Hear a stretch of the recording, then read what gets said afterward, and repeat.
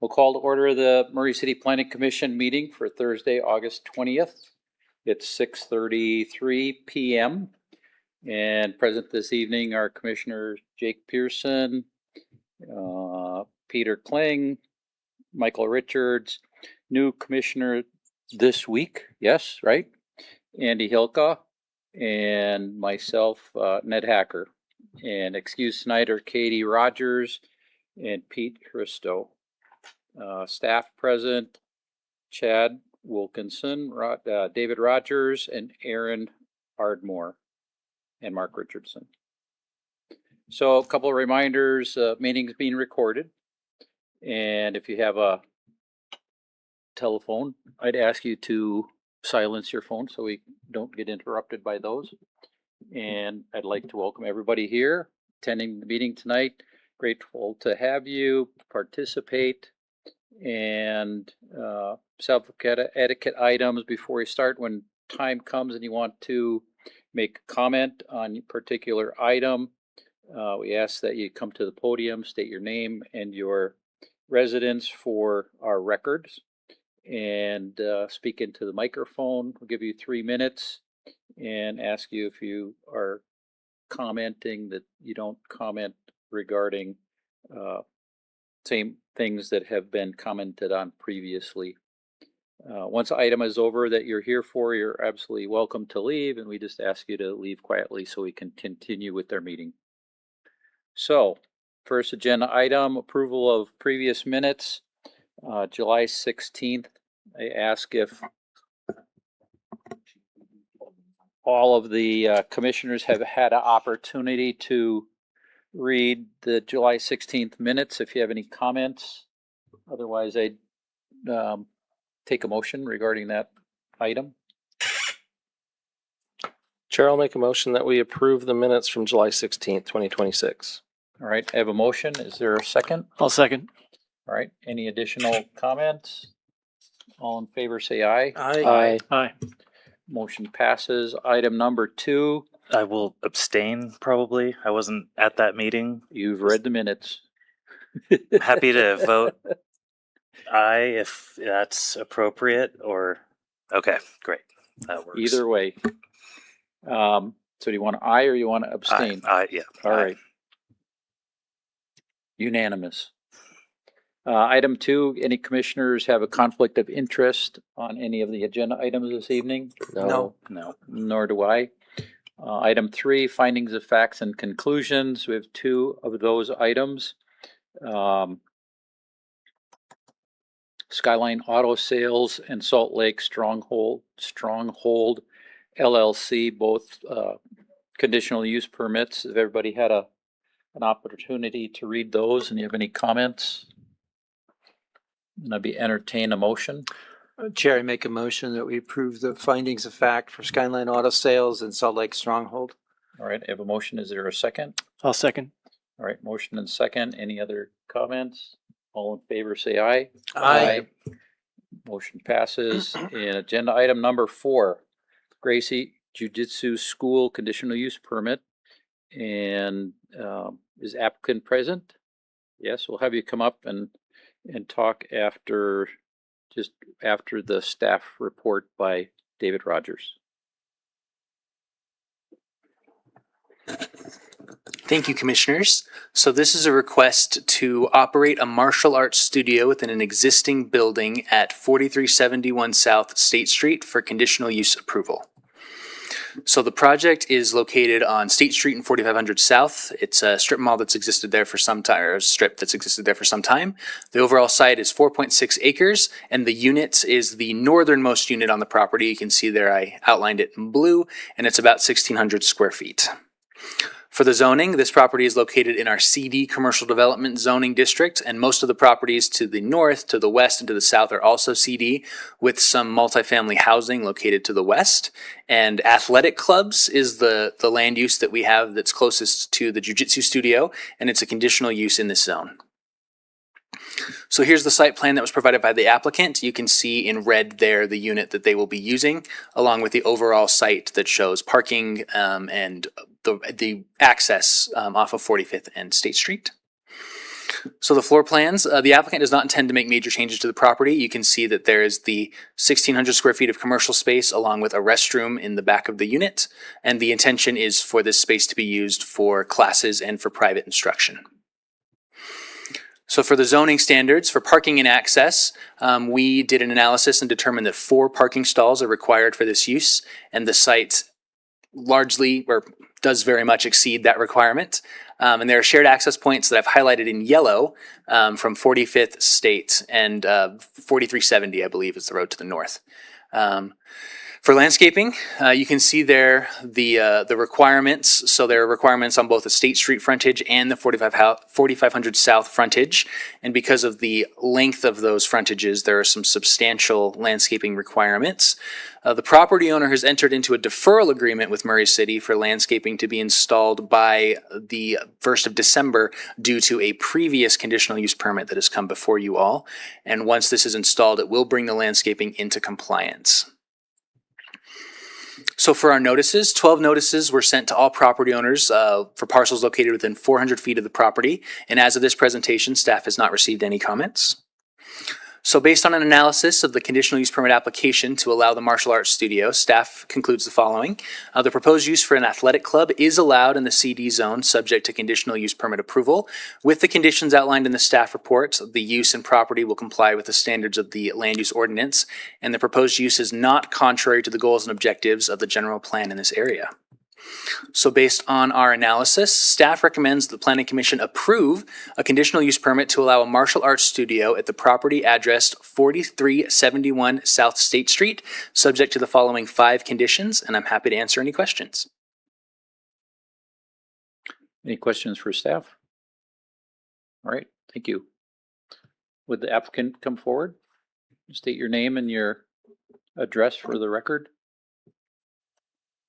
Yeah, my name is Logan Ewan. Is it the address for the business you're asking? Either one. Okay, 4371 South State Street. All right. Are you the sensei? Sorry? Are you the sensei? Some say that. Oh, okay. All right. But yes, I'll be the head instructor and head coach. Have you had an opportunity to review these conditions? Yes, And are you able to comply with them? yes. And do you have any other comments versus the staff presentation? I don't believe so. Okay. Any questions from the commissioners? Sure. Thank you for being here. Have you run this business somewhere else? Yes, I was the head instructor at a school in Salt Lake City for 9 years, Okay. and I'm now breaking off doing my own. Doing your own business? Yeah, Oh, yeah. It'll be my business, and I'm part of a big worldwide affiliation. We have about 300 schools worldwide, so I am going to be kind of leading the charge for this territory now. How did you select Murray as a location? I grew up in Holiday and Mill Creek my entire life, so just up 4500 South, and I wanted to be close to home. I have a fairly large pre-sign-up list of residents, and Murray is a fairly central location for students to be able to attend. Oh, great. Nice. Thank you. Anything else? All right. Thank you. Thank you so much. Appreciate it. All right. I will open this up for public comment. Got no public comment from anyone. All right. Seeing nobody else coming to the podium, I'll close public comment and bring it back to the commissioners for any comments or entertain a motion.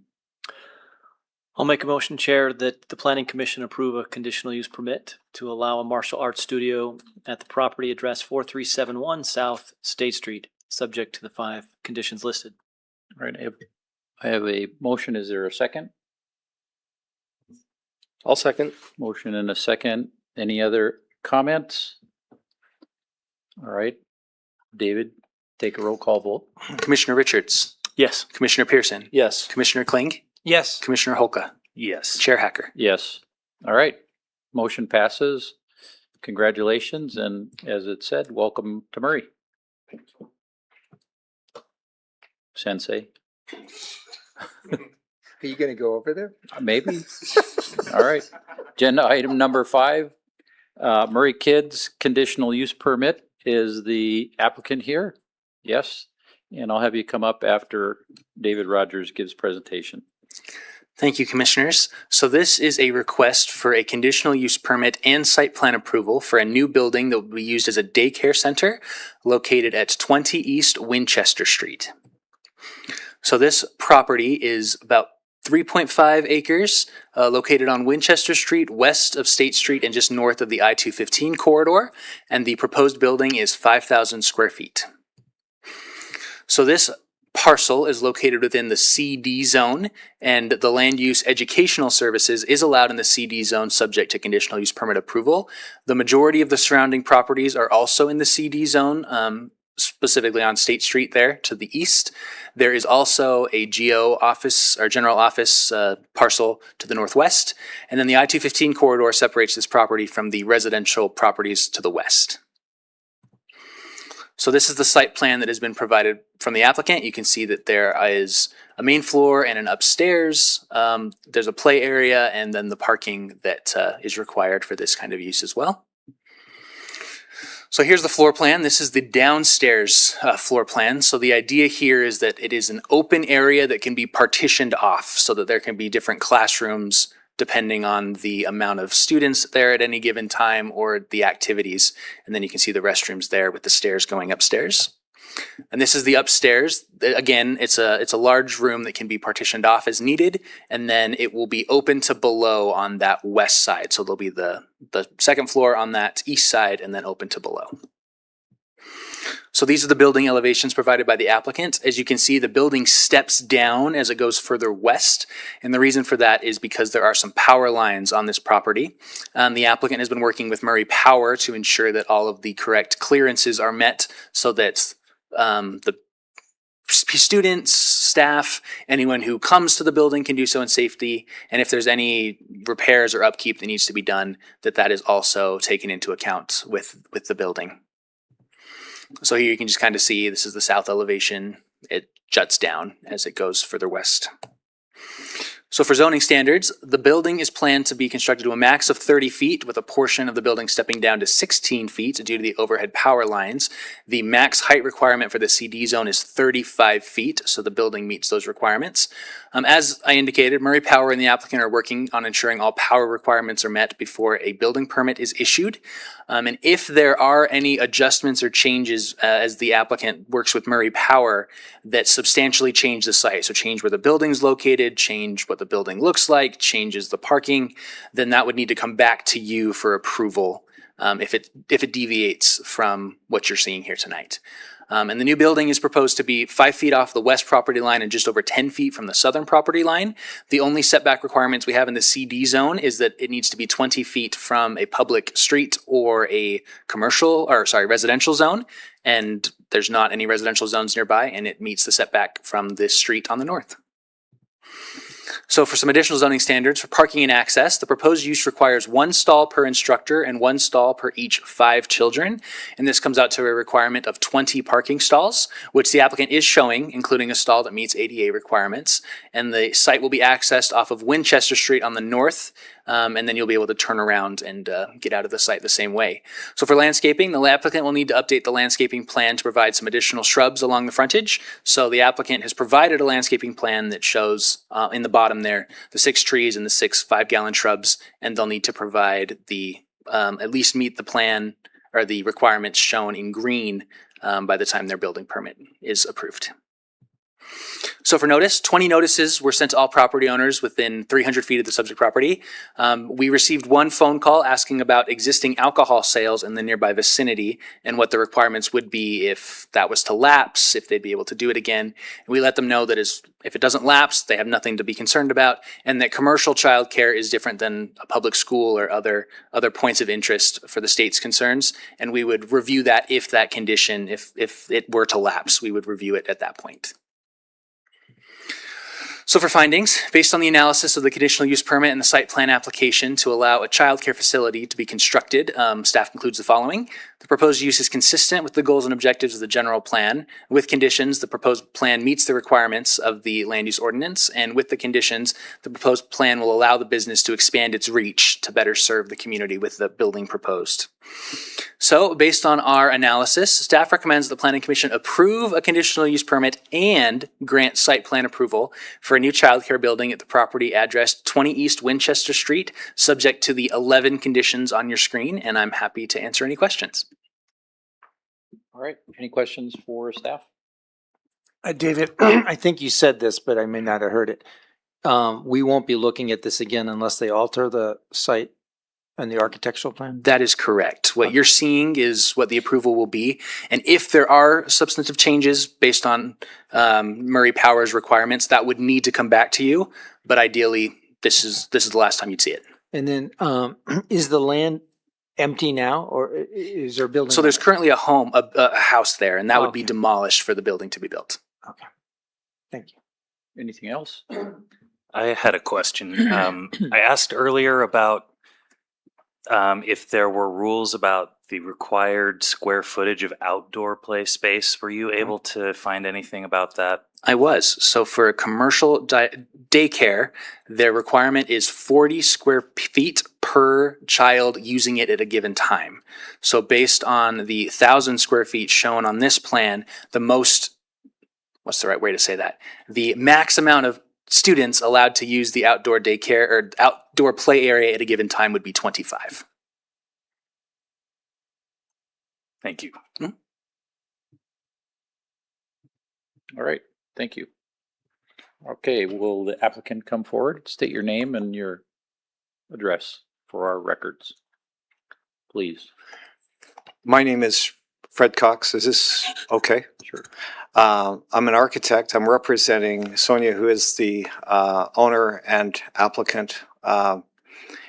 And I live at 4466 Early Duke Street in West Valley City, Utah. And I'm here to answer any questions. One comment. Have you seen these conditions? I have, and I don't have know if gone you're over. the correct person versus the owner to say whether you'll be able to comply with those or not. I did go over these with the owner, and she did sign the form that I would be able to speak for her. But yes, we're Okay. fine with the conditions. Wonderful. And do you have any additional comments that you would like to provide to us versus the staff presentation? The only comment I wanted to clarify is before the owner bought the property, any specific easements for the power lines were basically removed from the site. But a condition was added that the clearances would meet NESC requirements, and we've noted that on the drawings that we will meet those. That may require that we adjust the location of the drinking fountains inside at the top of the stairs to shift something a little bit, but we'll be fine. Okay. Any comments from commissioners? If I have questions generally, would it be more appropriate to wait until after the public hearing, or is now You can the ask best them. time? I had just questions about the outdoor play area. That's why I was asking those questions earlier. It seems like pretty narrow and probably not an ideal location given the power lines and the freeway. And so I was just interested to hear your thoughts about how you designed it that way, and if you would be open or if you considered other changes. Just interested to hear your thoughts on that. It's a great question, and I've done a number of childcare centers, and some of them are have more area outside than others. Typically, the area in question will end up having a 5-foot fence that can't be climbed. They oftentimes go with the vertical ones, like you might see at a temple. The location is. One of the reasons why is we were not able to locate 20 parking spaces any place other than where the house currently sits. So theoretically you could build the building, but you can't finish it with the parking until you tear down the house. But the location is such that that's basically the best place to put them. And if there's a number of companies that specialize in childcare play facilities, and it can work. I've got one in Orem that is similar. to this. And as staff pointed out, the area is small enough that you're only dealing with 25 kids at a time in that particular area. And depending on if you look at the floor plan, there is a significant area inside for play. And so this is primarily just for the outside. So they can get some sunshine. And one follow-up there then, you mentioned maybe a 5-foot fence. Can you talk more about the fence and just overall plans for fencing on site?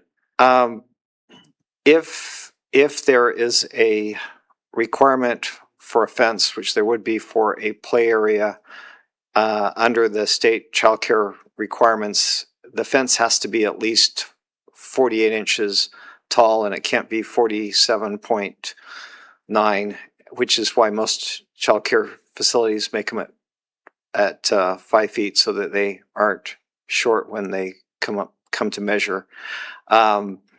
But that area would be fenced specifically so that we don't have kids. There is existing fences around the facility, but the existing fences are chain link and they have a tendency to be climbed a little too easy. So we would be removing some of those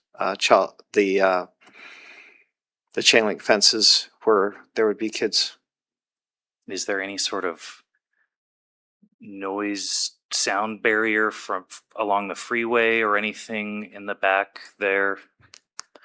It's right adjacent to the freeway, right? It is. I've been there, and the applicants certainly could install something more solid if they think that the sound is going to be a problem. The building itself has masts to block a lot of the sound. So. And it did look a little differently before we started stepping it down at the after meeting with the power company. So What's the age group and how many kids do you expect? 75 to 80 kids is what we had listed.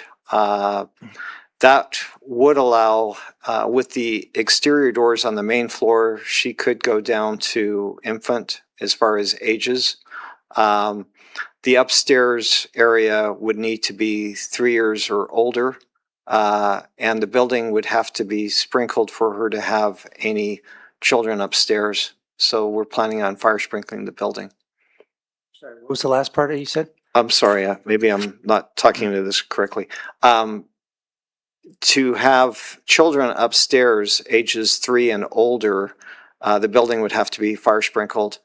And we would need to create some egress windows like you have at your house in case there's a problem.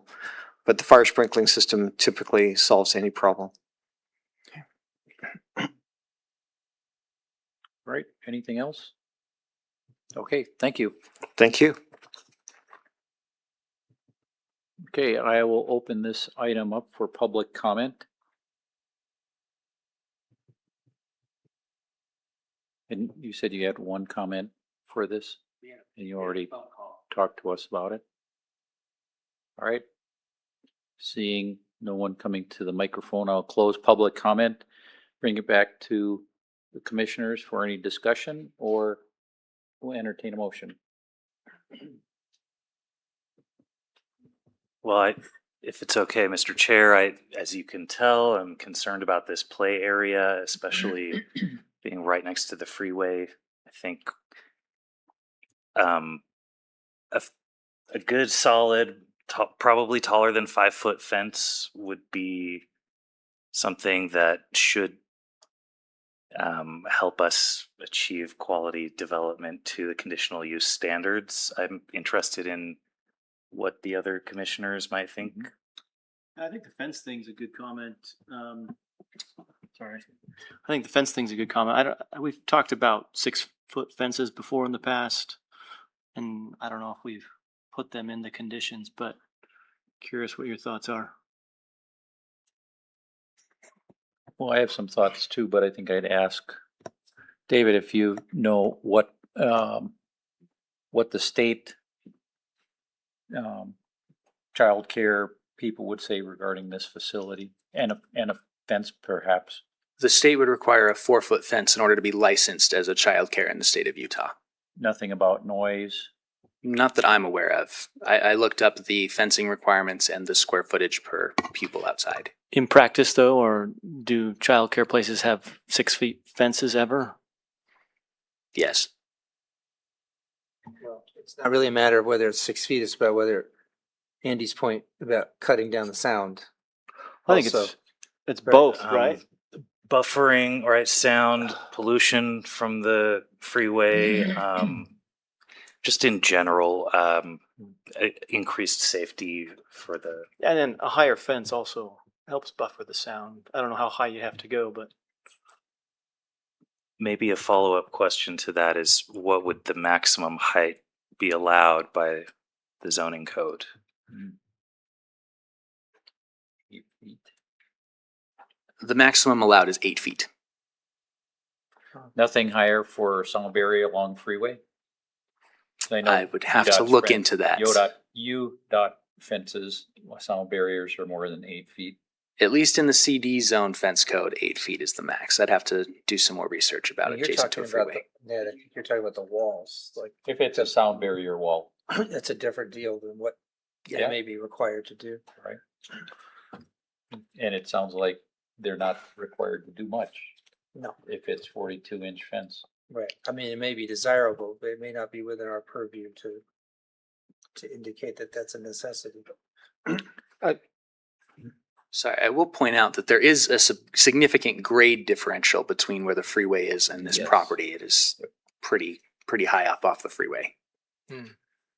Yeah, that's a good point. I'm going to tell you my opinion.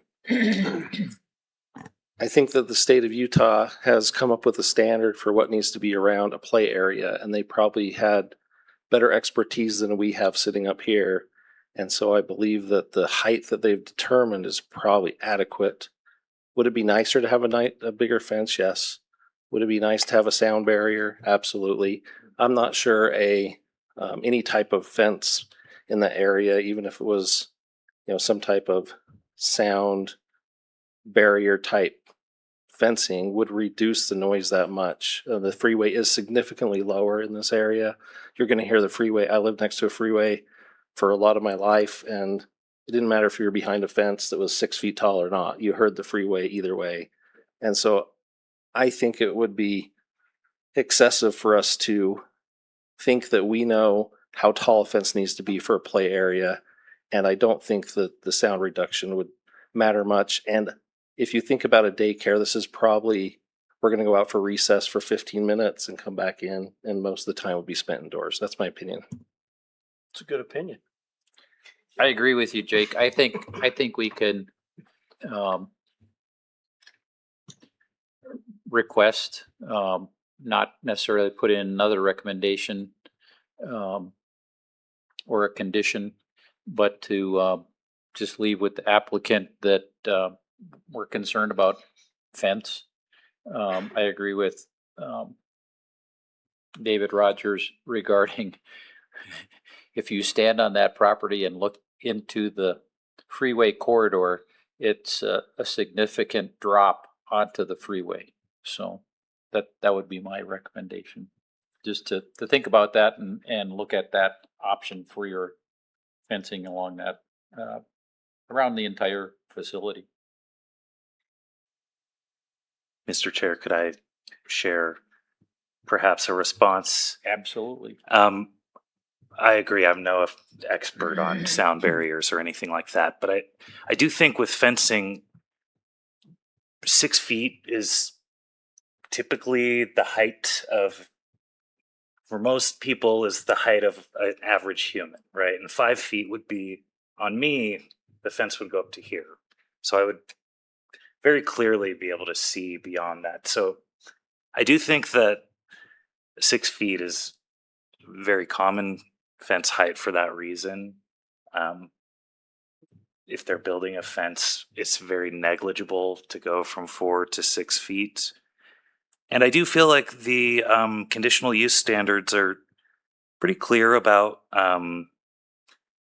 the use will stress quality development with emphasis toward adequate buffering. I think that's part of it. To create privacy and compatibility with surrounding uses.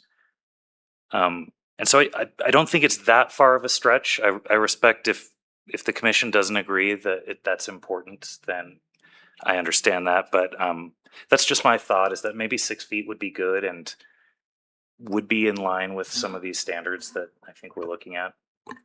Can I give you some additional insight? And I would invite, staff, if the chair would allow, to correct me if I'm wrong here. But the conditions that we're adding here are to protect the people around this property. And so I don't think that anybody that's going to be neighboring this property is going to be upset that they see a child playing. And they're not going to be making the noise. This daycare is not making the noise. And so when we add conditions to a conditional use permit, it's so we can protect the businesses or residents neighboring this conditional use. And by adding a fence, we're not protecting anybody that the conditional use, I think, would intend to protect. I agree. But we have lots of experts here that can correct me.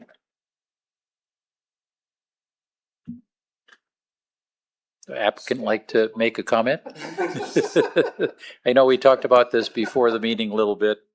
And the comment was, kids tend to climb, so chain link fence is probably not that good from the inside looking out, as you can climb over any 42-inch chain link fence.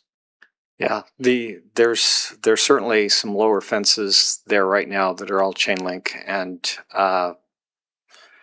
I have not done a daycare where we've put chain link around a playground for that very reason. Like I said, they were typically the vertical style, so that they don't climb them, and the large daycare centers that I have typically worked on, they typically have 5-foot fences because they don't want to be 47.9 inches tall and have Sarah or somebody come by and measure it and ding them. So, but I will certainly pass on the concerns about sound to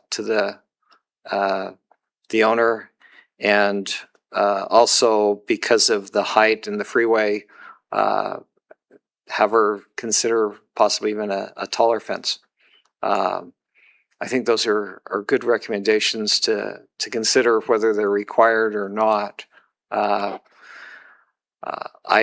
oftentimes call out things in drawings that exceed code just because it's a good idea. Doesn't mean that we have to design everything to the minimums, but there's quite a few challenges up on your screen for us to meet. So, but yeah, the other comment is if you have a fence just along the freeway that's 5 feet tall, and then somebody can run around it very easily, you don't have any kind of barrier. So it either needs to go back to the building or out towards the road in some way to fix it so that the kids that are out playing are within an area that they don't get hit by a car either to the north or to the south. So those types of things the state is pretty good about enforcing. And you're right. The building codes and the state rules for child care centers are specifically primarily designed to protect the people there, not necessarily the people around, but the conditional use are, you're right, they're typically to protect the innocent bystanders. So there is a child care center I did on Redwood Road in Saratoga Springs, and they've got this open fencing, and you got lots of cars driving up and down Redwood Road at that particular location. And theirs is a larger playground, but they use it as, for lack of a better word, a advertising that they've got children there playing. And they haven't had any complaints from parents or kids as far as the traffic noise.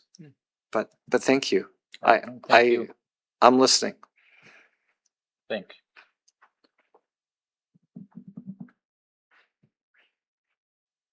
All right. Any other thoughts?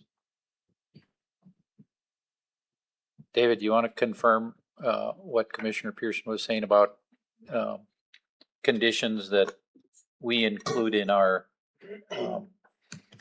applications and recommendations? Yeah, I would say that generally, Commissioner Pearson's correct in the sense that a conditional use permit looks at when a new business come in, what impact is that business going to have on the surrounding properties, the adjacent properties, and how can we best preserve quality of life, make sure that those impacts are lessened as much as possible. So that's why we look at things like landscaping to beautify the area or to create a little bit of a buffer, making sure parking is adequate, making sure access is adequate, that people aren't, scrambling across unfinished roads when they're trying to access the new business, different things like that. And we have to, the converse is that we have to rely on the state daycare guidelines with respect to how they organize the daycare itself. So the state requirements, in order to have a daycare in Utah, you do have to be licensed with the state. And so we would check on that and make sure they have that before we would issue a Murray City business license. And yeah, if they don't have the state requirements, the state license, they won't get a Murray business license. All right, thank you. Anything else? I would be willing to try to make a motion, Okay. but I don't know if it would succeed. Do But it. okay. There's one on your screen. I would make a motion to approve the conditional use permit as recommended by staff. Can I say that?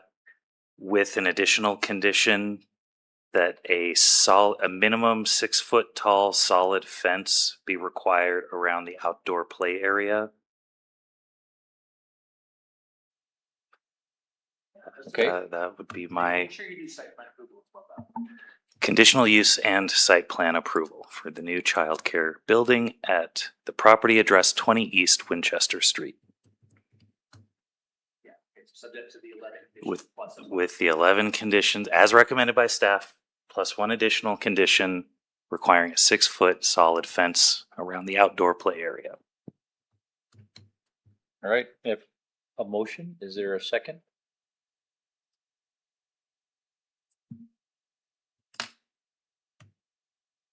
All right, I see no second motion. Somebody want to amend that motion? I'll make another motion. Well, we didn't agree on this motion, so where do we go from here, Mark? It's died for lack of second, so. We didn't get a second, so ask for another motion. Chair, I make a motion that Planning Commission approve the conditional use permit and grant site plan approval for a new childcare building at the property address 20 East Winchester Street, subject to the following 11 conditions. All right, I have a motion. Is there a second to that motion? I'll second. All right, is there additional comment?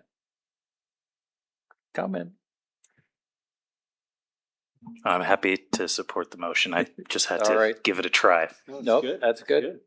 We can talk about that some. All right, we got a motion, a second, and David, will you take a roll call vote? Commissioner Kling, Yes. Commissioner Pearson, Yes. Commissioner Richards, Yes. Commissioner Holka, Yes. Chair Hacker.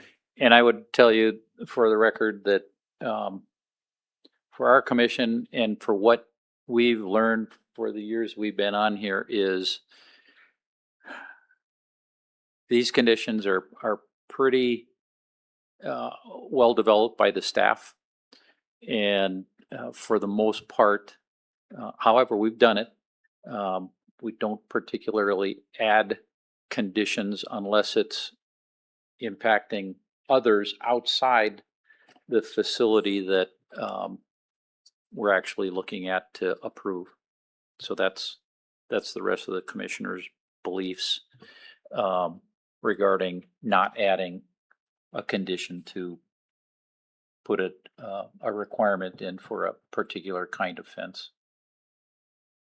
Yes. Can I add something else? Yes. I just think it's good that we disagree. It's okay to disagree. And that's good to have that conversation. And I think our comments we will take back to your group, and we'll see what we find when construction begins for this project. And personally, I agree with you.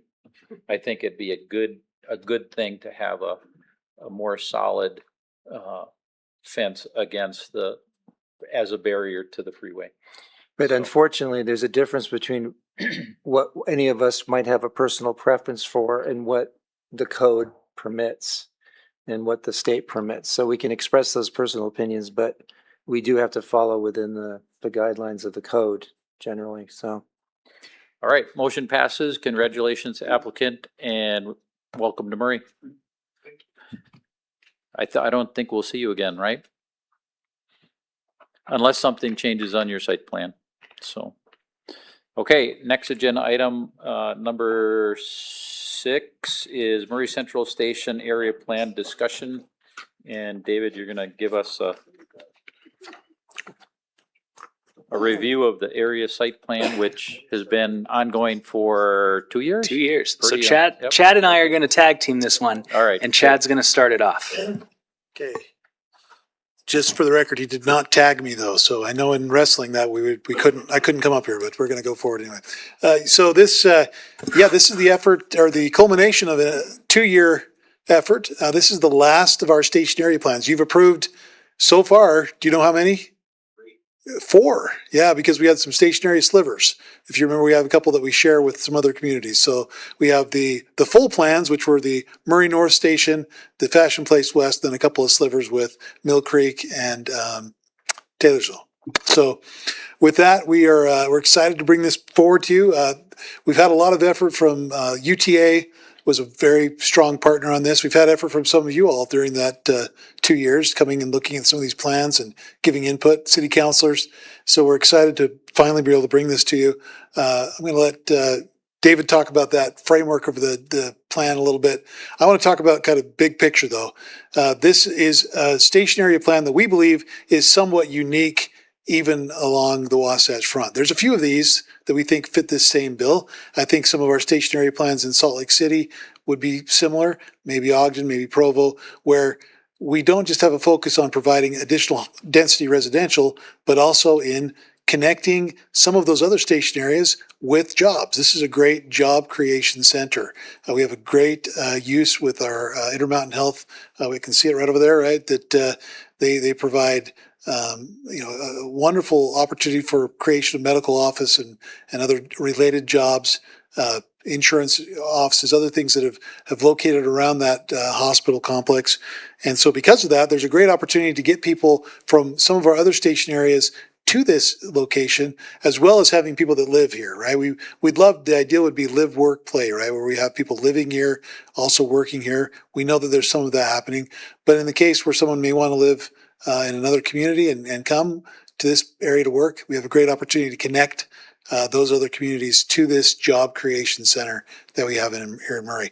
One other very unique thing, this is unique. I don't have to say it might be unique. We have the front runner, the tracks, and BRT that all come to this station.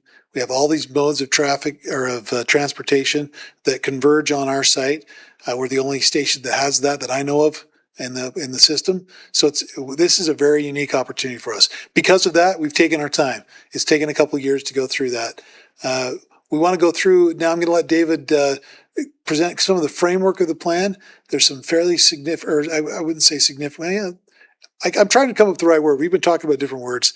Significant seems not like the right word, but there's some aspirational ideas, I guess is what I'm trying to say, that we have included in the plan. We'd like to get your input on that. David will go through that. But again, excited. I want to make one note before we get into any editing comments, Jake, that there's one important edit that we will put in there, and that is that Andy Holka's name will be added as a planning commissioner who's been a part of this process since he'll be here as part of the approval. So his name's not there yet, but it will be. So with that, I'll turn it over to David. Thanks, Chad. So I'm sure as you all saw in your packets that this is a very substantial document. Between the actual plan and the appendices, which go into the background and different areas, it is 200 pages. And you're going to go over all 200? Even I, have to eat dinner sometime, right? So what I'm going to do is I'm going to hit a really high level for you guys. As a reminder, you will not be voting or making a recommendation on this tonight. This is purely a discussion. So we're presenting what we have, what we've come up with, what we think we can see in this area, and then we'll be bringing it back to you at a later date for you to make a recommendation to the city council. But we do want this to be a conversation and a discussion. So if you guys have questions about what I'm talking about, feel free to let me know. I'm happy to have those conversations while we're going. Okay, so what we wanted to start with is the framework. So future land use patterns within the central station have been strategically shaped by the location, the multimodal connectivity, and the significant redevelopment potential here. So a lot of this area, in fact, pretty much all of this area, is historically industrial. Most of this have been businesses that have been here for a very, very long time. There are several buildings in this area that have kind of outlived what their original expectation was. So there's a lot of potential redevelopment opportunity in this area. And there's also been a lot of development that has happened already. As you can see on here, we have the Intermountain site, the Intermountain Medical Center. We have our historic downtown, which includes this building, the museum and mansion that has been redone, the potential Block 1 or development has been shown on this site as well, along with the Office Park District, which, if you can see, extends past I-15 into Security National and some of those other areas that have already been developed. So we wanted to look at that and look at what has already been done in the site and what potential opportunities are there to redevelop. And so with that, we've broken this out into 4 different historic districts. We can kind of say 5, and we can just call it the Intermountain Health District as well. But for the 4 districts that we've highlighted here, we have the Transit-Oriented Development District, which is right around the station. And like Chad said, we have FrontRunner. We are the only station in the entire network that not only has FrontRunner, but 2 TRAX lines that come to this. We have both the blue line and the red line. Salt Lake Central only has the blue line. North Temple only has the green line, so we have both the red and the blue line along with our FrontRunner, and we have the MVX BRT that just began operating a few months ago. So we have a substantial amount of transit in this area. We have local bus networks, 45, 47 different routes like that. So there is a ton of opportunity here for development that is oriented towards the strongest area for transit in Utah. We have our historic downtown district, which, as I've mentioned, we've already began working on. We have our city hall here, we have the plaza, we have the museum, we have the fire station, and we've got potential opportunities with the pedestrian plaza next to the museum, with the Block 1 development here along State Street, to turn this into a corridor that people can access from the transit that exists in a safer and more friendly way. It's not difficult to walk from the transit to here now. In fact, we have several members of staff, including 2 of them sitting behind me, who frequently take transit and walk to work. And it's certainly doable, but we think that it can be more comfortable and it can be something that people enjoy doing rather than, trying to feeling like, oh, I've got to make this walk and it's, not super comfortable. There's not a lot of trees, things like that. So we want to make that a substantial better area. The Office Park District, as we said, that's Security National. That's kind of already been going that way, but we feel like there's potential opportunity, specifically, as Chad mentioned, for job creation in this area. We feel like this is an area where people could travel into the city. If they do happen to live in a different city, we know that, Murray's the best place to live. But if they happen to live in a different city, they can come into Murray and they can use that Office Park District to have jobs and employment, which is unique amongst the transit network in Utah. And then the Cottonwood Creek Village District, I would say, is our most aspirational part of this plan. We think that Little Cottonwood Creek is an incredible amenity that has not fulfilled its full potential up to this point. We know that there is a trail that Intermountain has put in along their property. We have a development coming in on the west side of I-15 that we're putting in a trail, and we just really want to tap into that natural amenity that already exists and see if we can use that to really make this area flourish. As you're seeing on your screen, the idea is that you can go from Murray Park through this entire area to the Jordan River Trail in a comfortable and enjoyable way that people will want to. They'll want to just go walk it when they can. They'll use it for recreation. We want, as you can kind of see there's a lot of pretty substantial looking buildings that we'll be able to see a little bit better when I take the layer off that are adjacent to and really interact with the creek in a way that a lot of buildings that have been put along it for most of its history have not done. And there's some other areas around the country. I'm sure several of you guys have been to river walks where you've seen the buildings be able to interact with a creek in a positive way. And so that's kind of what we're looking to do here. So again, our three really distinct frameworks: strategic intensification adjacent to transit, contextual transition to established neighborhoods, so recognizing what's already there, what's been done, and how we can tie it together, and then diverse market responsive land use mix. And that's where not only housing that we would have adjacent to the transit, but also a job center really come into play. And so here you can kind of get a better picture, because we don't have the colors over it, of our different areas. So we've got transit-oriented development. You can kind of see some of the buildings located on UTA's site. There are several property owners in this area that we have been heavily involved with while we've done the station area plan, including UTA, including Intermountain Health, that we've really used their feedback to tailor what we think is possible in some of these areas. We talk about activity centers. You can see on the map there, we've got numbers that kind of denote some of the activity centers. So the transit-oriented complex is a big activity center. The downtown area is a big activity center. Little Cottonwood Creek, as it goes across or under Cottonwood Street, we think is an area that's ripe for activation. And then you can see Third West and Little Cottonwood Creek is an area that we feel has a lot of potential to be a place that is actually a place where people know where it is, where they can go, where they have activities that they can do. And we'll get into that a little bit more as we go through the plan. So activity centers is big. Yeah, go ahead, Peter. Is a lot of the Cottonwood Creek underground? I mean, you don't see it like this map suggests. So not a lot of it is buried. I do know it goes under Cottonwood Street, it goes under the tracks, it goes under Front Runner, and it goes under I-15. So it hasn't really been developed around as like an amenity. We don't see it. We don't see it. There's not a lot of options to go buy it, but it's there, and we do think that there's potential to actually take advantage of it. Mm-hmm. Diverse land uses, again, talk about jobs, housing, different commercial opportunities, different maybe restaurants close to Cottonwood Creek, just different opportunities for a variety of things. We don't want it to be all one thing. We don't want it to be all housing. We don't want it to be all jobs. We want it to be a mixture where people can really take advantage of the variety here. And then multimodal connections, this really comes down to, if you want to drive, there's going to be parking here. If you want to take transit, which we would, encourage, there's lots of transit options, but even making it safer for people to walk, or people to bike, or people to scooter, or people to use a wheelchair. Just a variety of options for people to be able to get around what we feel is a really important area the way that works best for them. Normally I wouldn't lurk. David's doing a great job. I think it's interesting though to note everything you see that's kind of green where that trail is, that's all daylighted. That's not buried right now. The only places that are buried are those crossings. There are one of the challenges is that a lot of those properties right now have industrial properties that back right up to the creek. So that's something that would have to redevelop. But some of it is just open. It's just really tree covered and tucked behind slag piles and other things. So it's a great opportunity. That's why we're excited about this as being a major component of that plan. Thanks, Chad. That Yeah. It goes under the roads. It also goes under the train tracks, the various train tracks right here. But yeah, it's mostly, Yeah, when you see those gaps, that's Yeah. either train tracks or roadways, but everything else, you can see the vast majority is uncovered. It's there.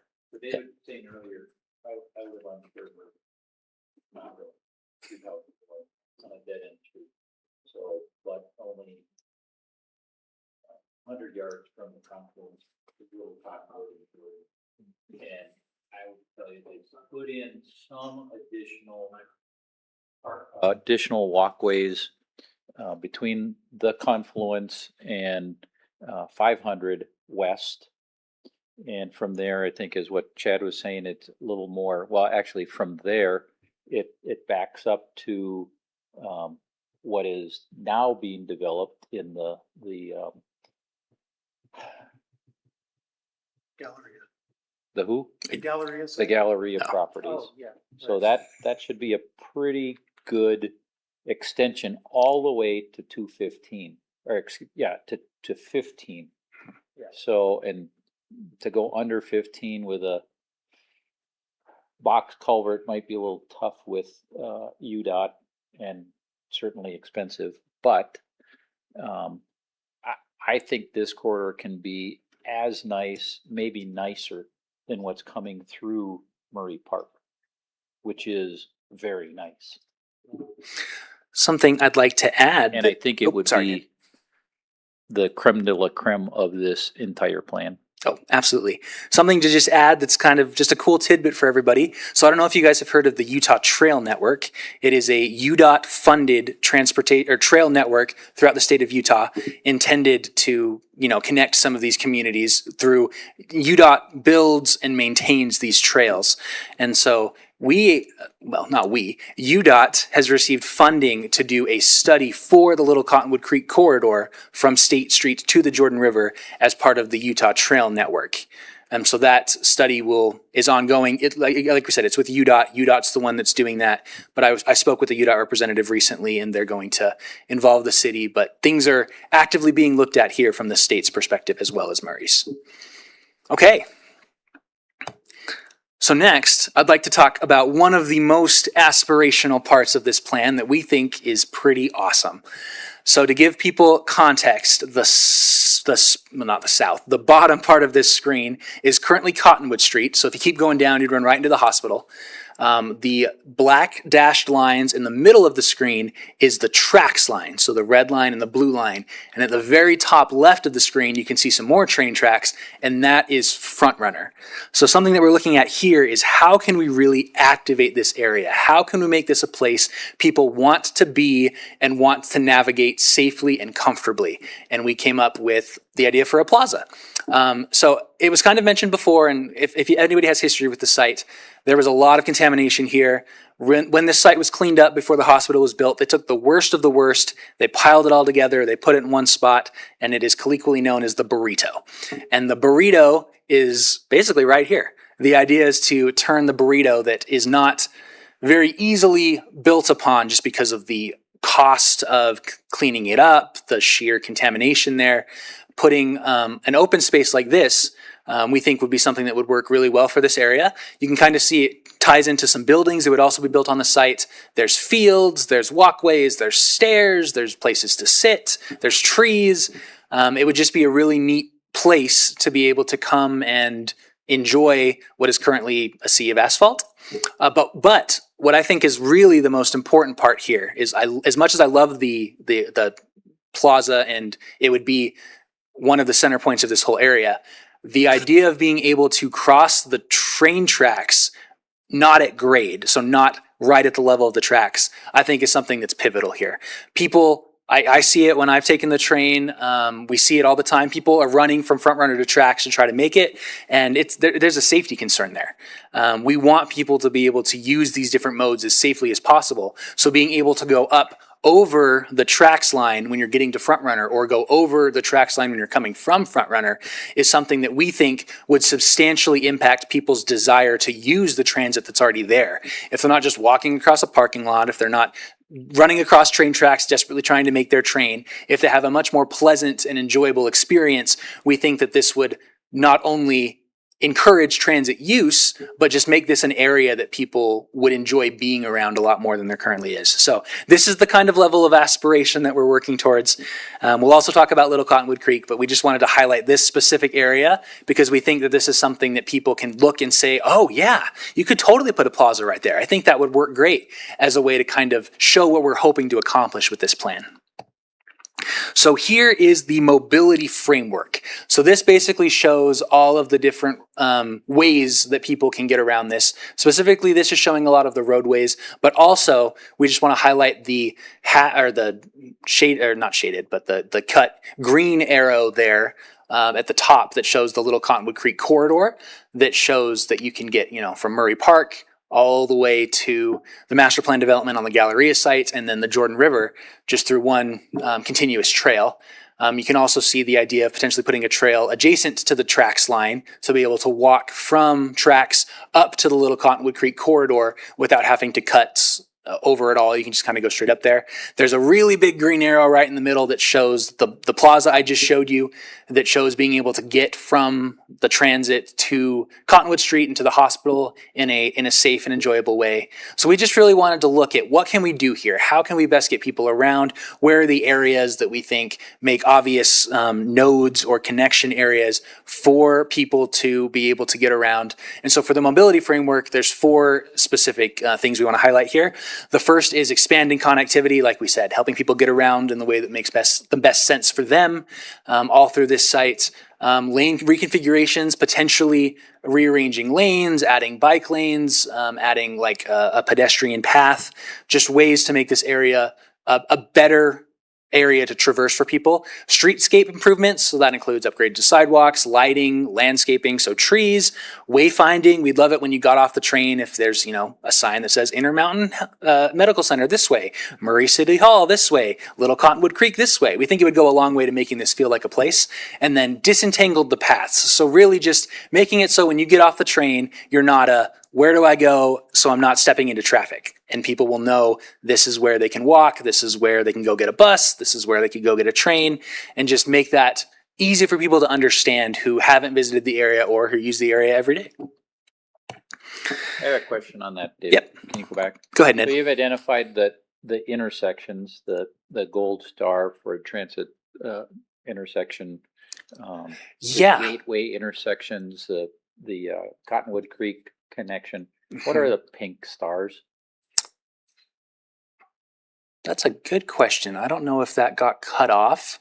So generally, looking at those pink stars are areas where we feel there's a substantial intersection where people are going to be. So Vine Street and 3rd West is a pretty big intersection. Vine Street and Cottonwood Street is a big intersection. People crossing right there to get from the train to the hospital. It's just like a highly trafficked intersection that we feel like there's a lot of potential to tap into and to make those better. One thing I'll say really quick about the transit critical intersection, part of the reason we've highlighted that is because currently that is how the UTA buses get in to the bus depot. So that is an intersection that we need to make sure that we're taking into account so that we're not slowing down buses, making it harder for them to access where they need to go. Thank you. Yeah. Okay, and so then I just want to touch on the open space framework. This really is a pivotal part of this plan because if we can open this place up, if we can make it a place that people want to go to, want to enjoy, then it'll just make a really big difference for this area. So the first one is the Little Cottonwood Creek corridor, which we've kind of talked about.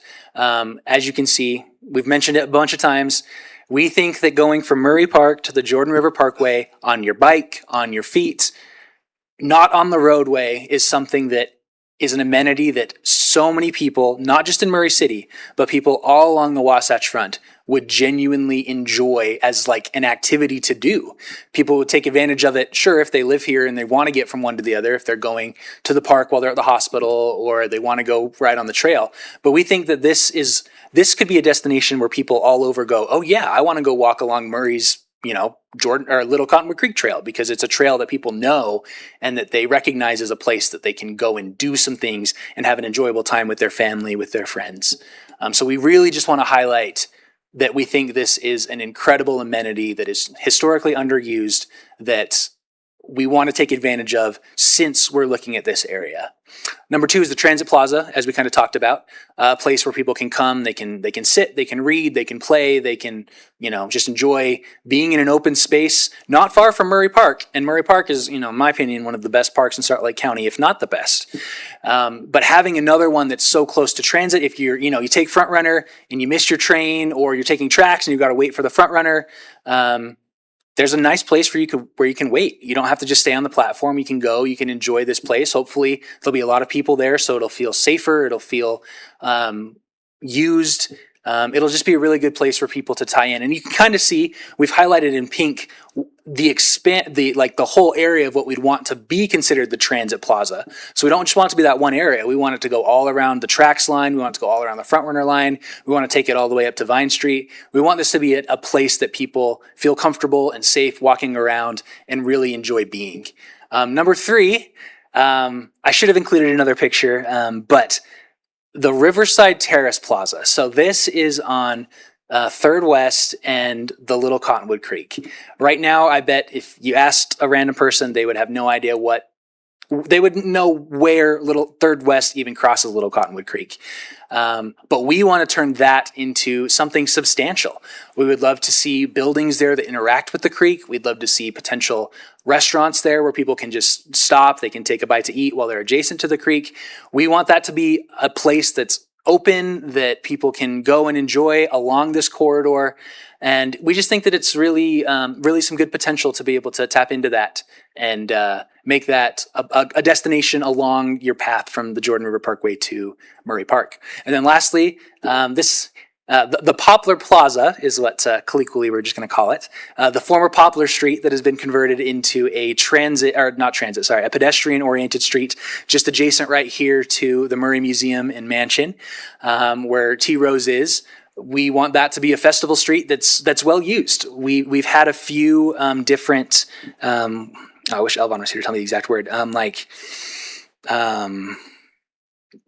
do they call them, Chad? Just the events. Yeah, like the Block parties. Thank you, Peter. Yes, we've had several block I parties actually here. went. Yes, Yes, I was there too. I was trying to remember the word.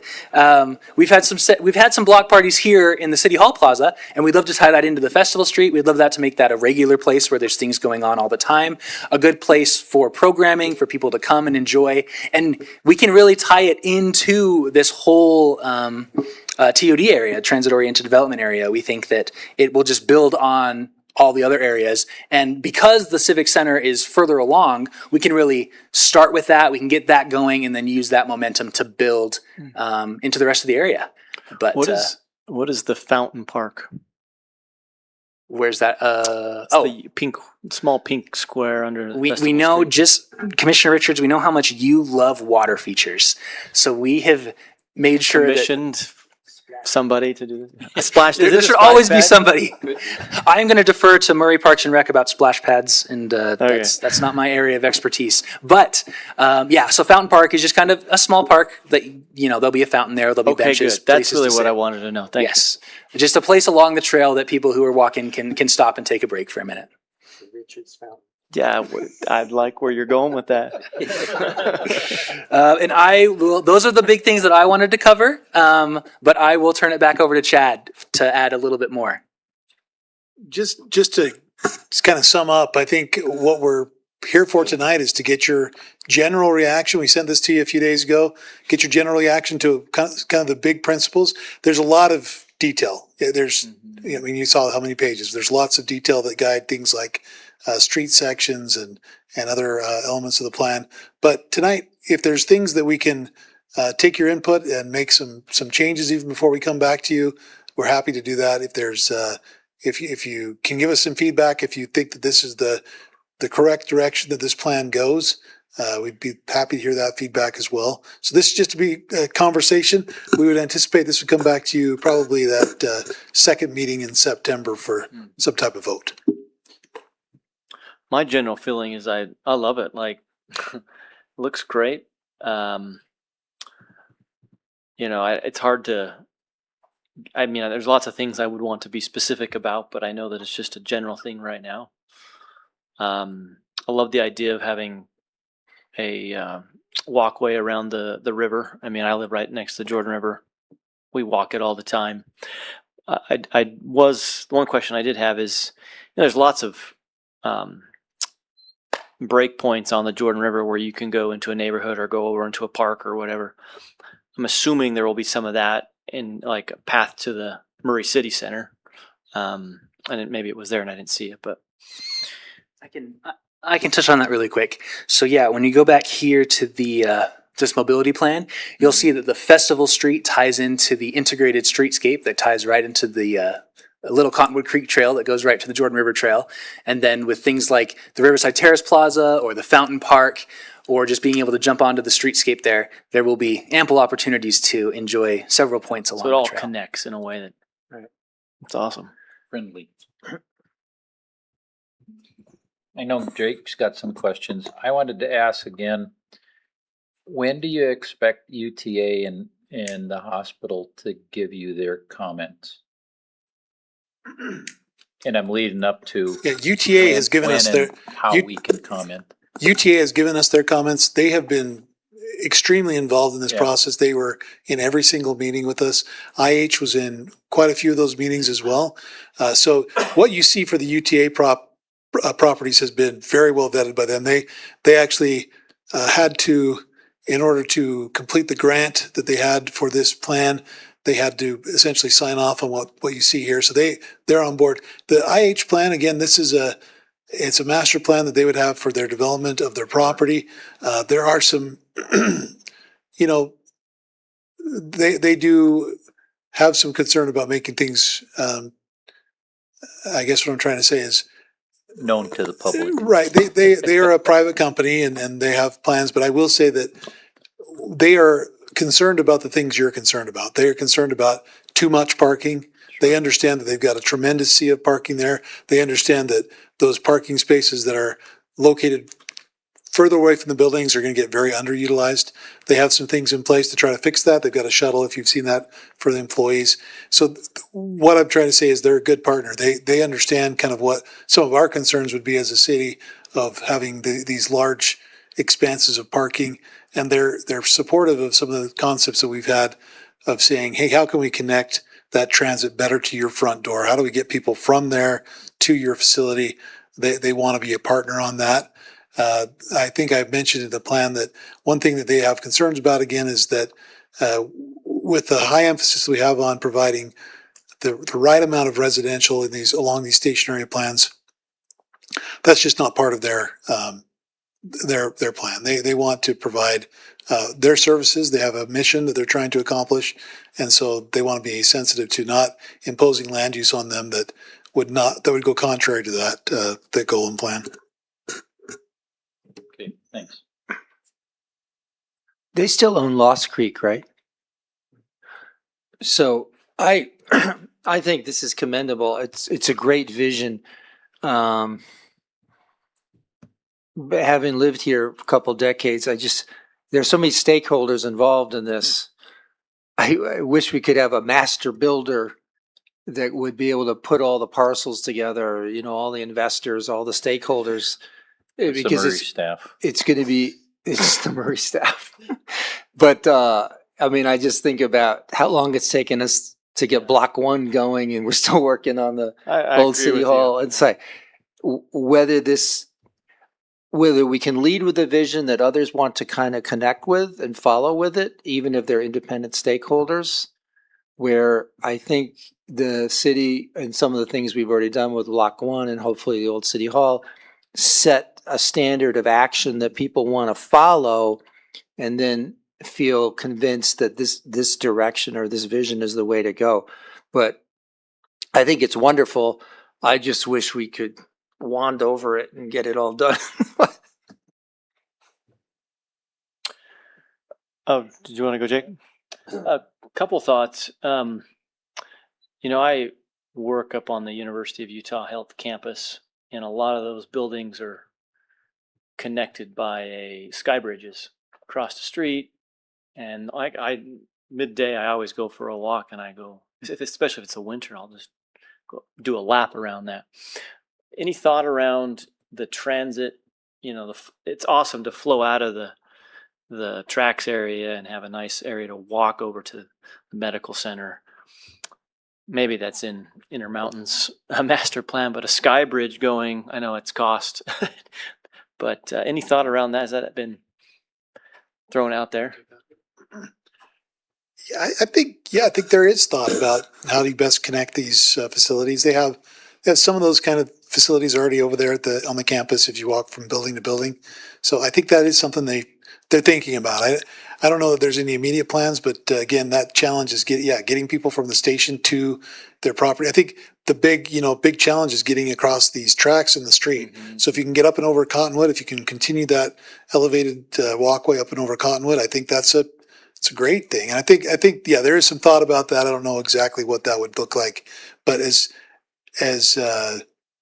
facilities continue to expand, there is lots of thought about more structures, less surface parking, trying to utilize that space right. And I think that lends itself to, okay, how do you connect those, and are some of those elevated connections? Yeah, and, part of it for me is I lived in Minnesota for a while, and they're connected by sky bridges and tunnels just for the winter. And we have cold winters. Maybe they're getting warmer, but just throwing that out there. And then the other question or comment is, at what point is this disseminated to the city? And is there like the public in general? Yeah, the public. How is it disseminated? Is it like through the newsletter or through the paper? Yeah, so I can talk about the survey that was done as part of this to gather public feedback. Actually, give me just a minute. And while you're finding that, I think I made this comment in another meeting. I saw this as a citizen, and I'm like, oh, that's cool. I want to share this with everybody, and just so they can see the vision, right? I think people would love to see this, even though we know a lot of it's aspirational, and there's probably a way to articulate that to the public, but maybe that's not the right thing to do. That's not the way I wanted it to go. So now I'm just going to scroll through the plan really quick. So for anybody watching online, I will try not to make it disorienting. And I know there are people watching, Zach. I'm getting dizzy. Okay. So we have a whole section in this plan about public perception. And what the public would like to see here and how we can best meet the public's expectations for this area. I won't spend a ton of time going over this, but we did an online survey. It was a survey that was posted on Murray City social media. It was on the city website. We also gave a link to the survey to Intermountain to distribute to their employees. And we worked with UTA to position the survey on the platforms so that people who were on the survey on the platforms could scan a QR code and could give us their feedback. So just really quickly, we got 143 responses to our online survey. 50% of those were between the ages of 25 and 44. And you can kind of see the ages here. The majority of them were that 38 to 45, followed by 23 to 30. And then this is how many people are in your household. So substantially 1.7 to 2.4. Really, you can just say, 1 to 3 made up the overwhelming majority of the people who responded to our survey. So we were talking about this one earlier. We thought this was pretty funny. Transit value. So in response to the question, how important is having public transportation at Murray Central to you? 9 out of 10, overwhelmingly the majority. But very few of them use it. The response to how many days a month do you use public transportation? 0 to 3 was the overwhelming majority, which just means that people want it and they don't feel like they can adequately use it. They want the option. Yes, they want to use it and don't feel like it's working for them right now. So how can we make it so it does? We looked at the different modes, how people get there, biking, walking. So yeah, which active transportation options matter the most to you? Regular bike. Walking was by far the most, with regular bike in second. And then how do you typically get to and from Murray Central Station? Drive and park was the substantial way that most people currently get there, followed by being dropped off and then walking just below that. Does that one say scoot? That says scoot, right? Scoot, the one that I think it says Scoot. Right? Yeah. So yeah, we thought it's funny that it says Scoot, but not very many people currently scooter to the Murray Central. If you guys were wondering about that. So we asked people what. Oh, did you want to say something, Andy? Sorry, well, I'm just curious. I saw some people taking feedback at the 4th of July event. Was that for this, or was that a different project? That was different. So that was for a small area plan that we currently have going on in a different part of the city. So we asked what changes would make it easier for you to get to Murray Central. Better sidewalks, more bike lanes, fewer fences, canopied sidewalks, covered sidewalks, more bus routes, bike storage. So we got some pretty good there. We asked what types of buildings and businesses would be of most value to you. Restaurants, grocery, shops, small, Murray, local, food. Were just some of the options we got. You can kind of see that word cloud there. We asked, how do you envision the future of Murray Central Station? Murray, place, people, station, transit, housing, comfortable, community, space, Big. It's really destination. So we got some of those. Yeah, so maybe you're getting to this, but if I were to frame my question differently, the question I get the most from people who know I'm on the planning commission is like, when are they going to do something with that property over there? Mhm. And so I get this general sense that people don't know that we're doing stuff. We know it takes a long time, and it's more of like what is our marketing campaign to show people that we've got vision. I think we can do a better job of when we do have those block parties of advertising things like this. Andy saw that we had a booth at the 4th of July parade talking about the small area plan. I think if we can have, our commissioners point people to where they can find this is just on our city maybe website. That's the answer. I just need to point them there. Not just you, but other staff members, city council members, anything we can do to get this out there. Are you putting links to the monthly newsletters for things like this? Yeah, I think that's where I'm going too. Yeah. Like promotional materials, that's obviously. I brought expensive. this up to the mayor's office before. We're not doing a good enough job. This is over a number of administrations communicating what direction we're going. Mhm. People see empty lots, they see, deteriorating buildings, and they kind of wonder what's going on. And then everybody gets their hair up because It could be a link in a something's social happening. media post. Yeah, I don't know. Mhm. I made this comment before, and I know that it's more complex than me saying it, but I feel like this is amazing. My neighbors would love to see this. I think that, Sorry, go ahead, Jake. No, go ahead. Share my thought. You're first. I was just going to say, I think that the city definitely can do a better job of communicating everything regarding the city to its citizens, for sure. That said, we asked for people to give us their opinion, and we got 143 people that responded, which is nothing. I got more responses when I asked what your favorite restaurant was in Murray City. I got more responses. More people posted on that post than responded to this. And so I think the problem is a communication issue from the city to the citizens. It's also the citizens engaging with the city. And I think most of them are interested when it comes up in conversation, but not interested enough to go actually read the post when it actually is in a newsletter or something. So I think we need to do a better job as a city. And I think the citizens need to care more than they do. I think part of it's caring, but it's also the tool.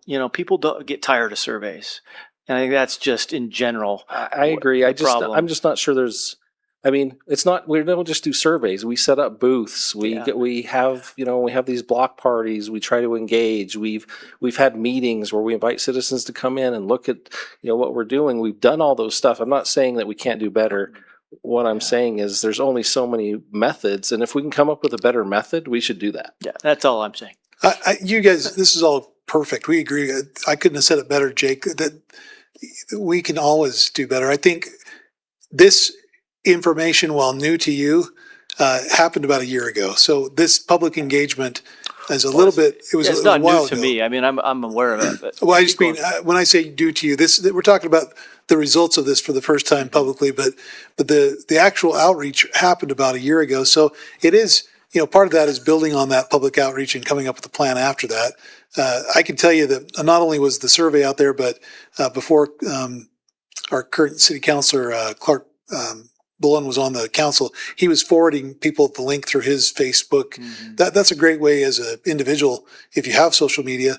There were links available to forward. It was something you could say, hey, please take this survey. So that's another great way that you, as a citizen of Murray, can say, hey, I'm aware of this. There's a survey out there. The city did on all their social media platforms, LinkedIn or Instagram, Facebook. We had links to the survey on there. We would hope we'd get a better. We actually felt pretty good about the response. It's not a terrible response. It's not. We would have liked more, right? And I've had some where we've got much more response to it, but we did get some good responses. We can always do better. I think now we're going to have a public hearing for you. We were having tonight's meeting, this broadcast. We'll have a public hearing that people can come and give their comments to you. City Council will have another set of meetings, not just one, but we'll take it to a work session and then back to so there'll be lots of opportunity for more input on this plan. But yeah, I hear you. We could always do more. We want more input.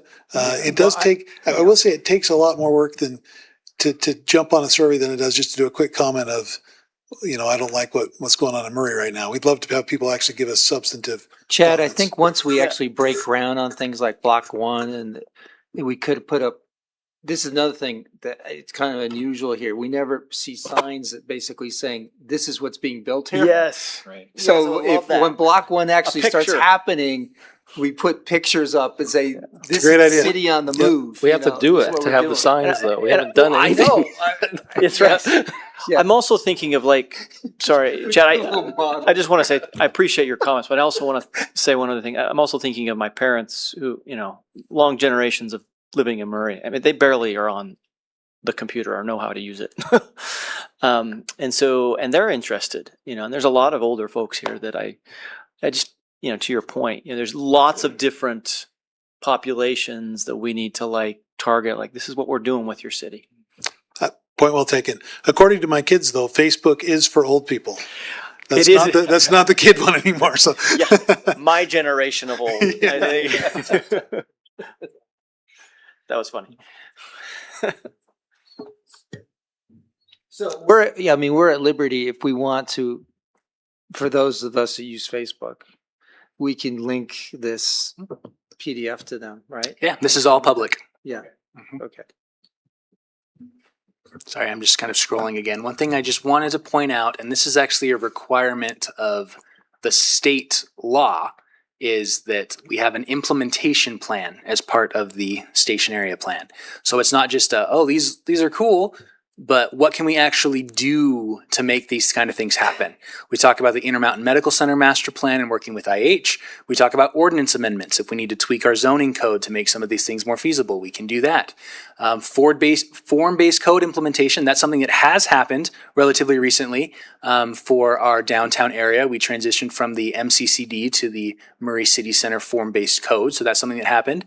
We can look at parking standards modernization, transportation impact fees, a parking district, look at changing the record of decision on the Murray Smelter Superfund site. So there are things that we can do, and we can kind of put in, category, who's the responsible party, what task needs to be done. So there is a section about this plan that is implementation on what can we do to actually make these things happen.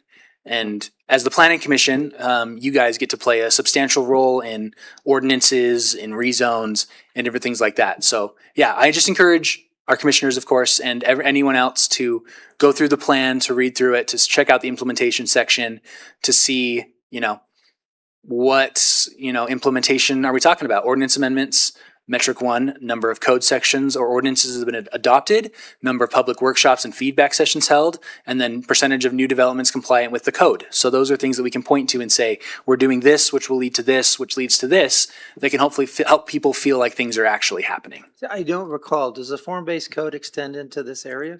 So the Murray Central Station Area Plan encompasses the downtown that has the form-based code. So yes, the form-based code is part of this area. But the form-based code was more about the historic downtown, not including IMC. Correct. So IMC and the transit stations are not in the form-based code, but the form-based code is covered by this plan. Could we recommend that one of the strategies here is to expand form-based code beyond the current boundaries? I think, yeah, let me go back up to the form-based code section here. Let's see. So yeah, advancing a form-based code for the transit-oriented development complex around the station will establish clear parameters around building massing, height, orientation, and related design elements. So we do call out specifically implementing a form-based code around the transit-oriented development complex. I think it would serve everybody better if I gave most of my edits not in this meeting, because we don't need to discuss them. They're mostly layout, spelling, stuff like that, continuity stuff. My biggest, I love most of it. I thought it's great. I think there's major hurdles here. The little Cottonwood Creek getting, a walkway that goes through the tracks corridor and through Front Runner and over a freeway, all that, or under a freeway. That's all going to be, great. And I think that's why this is a vision, right? We want to do it, and it's going to be tough to do some of this stuff. The things I didn't like mostly were related to parking. I'm concerned about eliminating surface parking altogether, which there was a sentence in there that pretty much said that, which I think that could be worded more like encourage, moving away from surface-based parking. And my concern is this is a vision. We've said it multiple times, but I've seen this multiple times where we take a document like this and then we use this as the catalyst to make a change to our code. And we come into a meeting and say, well, we said in this document that we should do away with all surface-based parking. And so that's why we should do it, because we said it here. So I want to be careful what we say, even though this is a vision. And so I think we need to be I think we need to revisit some of the parking a little bit more. I understand this is a, transit area and we look at parking. But other than those, hurdles, I think it's pretty good. So, to echo that point, there's so much detail to this that it would almost indicate to the general public that there's doctrine here about this is what we're going to do about the parking.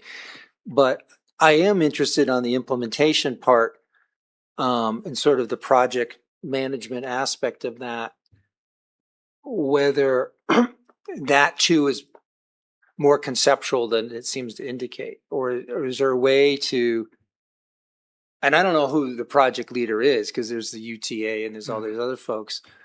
How do we keep track of this? I saw the calendar and I saw the Gantt chart and so on and so forth. So how do we track this in terms of, hey, implementation step 1 of 100 is we've gotten there and now we're on to the next thing? A big part of that is identifying who is the stakeholder and working with those stakeholders. So something that we can do as the city is we recognize, for example, let's implement a form-based code around the transit-oriented development. That's something that we as the city can initiate. We can go through that process. We can do that. And as we are changing our ordinances, as we are taking those steps, that encourages stakeholders like UTA, like Intermountain Health, to then take those steps because they see that the city is actually doing something. So I would say that the best thing that we can do is make sure that we're keeping track of our implementation strategies that the city can do and be actively doing those things to encourage the other partners to continue to do so. Because this is focused on, the area is Murray City, we're a major stakeholder in this, right? Mhm. So are we able to drive this to get everybody else together to take action on their parts of this? Yeah, while we're doing things, while we take on what we can do independently. I mean, I certainly think that us changing our ordinances, us passing a plan like this is us being in the driver's seat and us encouraging people to do things. I will also say that, as Chad has mentioned, UTA has been very on board this process. They were at all of our meetings that we had about this for years. And UTA is actively looking to develop their properties. That's something that is high priority to them. So as we get the framework in place for UTA to be able to develop along the lines that we're showing here, that's how we can get that to happen. So, okay, in the weeks and months ahead, Mhm. so we're just having this discussion now. Yep. Are we, as a city, combined with commission and council, are we going to be approving something specific in terms of our steps that we're gonna do with ordinances and so on? You'll be approving this document. Yes. So this 200-page document. But back to what Jake was saying, Mhm. there are elements to this that might become too dogmatic that, you know, we want to be able to adjust and so on and so forth. So do you want to touch on that? You know, the implementation measures include things like we mentioned, adopting a form-based code, extending that down here. That is the part of this that we are in the driver's seat. The other thing that we've looked at is once this plan has been, thoroughly reviewed and adopted, there's some changes to our mixed use, the existing mixed use zoning districts that we'd like to bring back to you. There's some things that don't work well right now that we want to be able to make some changes that could facilitate some of the elements of this plan. So we do have some pieces that we're directly in charge of, and other things, again, we have active partners. The reason why UTA is on, we keep on saying, oh yeah, they're on board. They have a vested interest in creating opportunities for ridership. That's their whole goal, is what can we do to make sure that we're creating ridership for our system. And that's their goal and their mandate. They need to create ridership to justify the infusion of public dollars into these systems, right? So they're very interested in having things like this around their stations so that they can encourage people to get on the train and the bus and the tracks and ride these things. So they're motivated, right? And you've seen, we have seen, they have, there's always prioritization and their timing on things, but we've seen them develop sites around their transit stations. They are also very interested in the property that they own around the Fashion Place West Station. There's property that UTA owns around there that they want to see utilized to the best and best use. So, excuse me, I'm getting a little frog in my throat, but yeah. Yes, the answer is yeah. We have quite a few of those implementation measures we're directly in the driver's seat on. Can I ask a question about the creek? Could I just address one more thing Oh, really sure. quick, Commissioner? I do just want to say that I think all of the major stakeholders here recognize how important Murray Central is to the whole system. It is basically the backbone of UTA's entire network. And so UTA is very interested in this site in particular reaching its full potential. You mentioned a study that has funding around the creek, right? Yeah, from the Utah Trail Network. The conclusion or the point of that study is to study impact of developing it. Like, what is the ultimate goal? It's a feasibility study. So basically, it would determine what can be done to actually make the trail feasible. We've talked about things like the trail or the creek goes under tracks, Right. under Front Runner, under I-15, and so really looking at what can we do to make this path something that's possible and feasible, even on the state level. Thank you. The second question is, so does the city or the state own the river or the creek and feet beyond either side, or who owns the property? Creek. I can tell you that most of the adjacent property to the creek is just privately owned. Right, but I know I live right next to the Jordan River, and there's like a fence between the properties of like 20 feet that we can't build on because it's owned by, I think, the city. You know? Yeah, it's a good, it depends question. There are some property lines that go right to the middle of the creek. There are other places where there's easements, Yes. so that's one of those, that's an issue that study will look at is Okay. how do we get all these properties together? Because you do have properties that go right to the center of that creek. Some of them go across the creek because the creek has moved over time. So that's one of the biggest challenges with this type of a plan is over time those properties have to be obtained. And And that's where I'm going, because Yeah. it's like, I agree with everyone that that is central to this whole thing. It ties everything together in terms of the vision of this. But is there a way for us to, because of that study, to accelerate the development of that as the cornerstone of all the other buildings that are going to come later? Yeah, I think we'd like to do that. I think that's the exciting thing, that UDOT actually is throwing funding at a feasibility study for the trail. I think that's a big deal. Yeah. That's why we wanted to share that with you.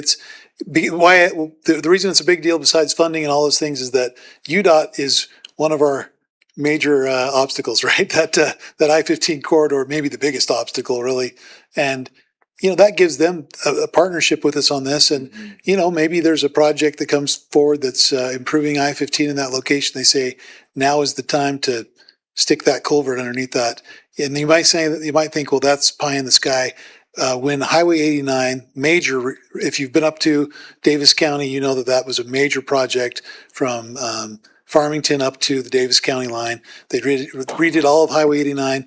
Made it How many years did that take, Chad? It took a lot of years, Let me a lot of years. I can tell you. But that's okay. But the good news is, though, that during that project, because someone had identified on a map, just like we're doing right here, that there ought to be a connection for the trail system in Layton.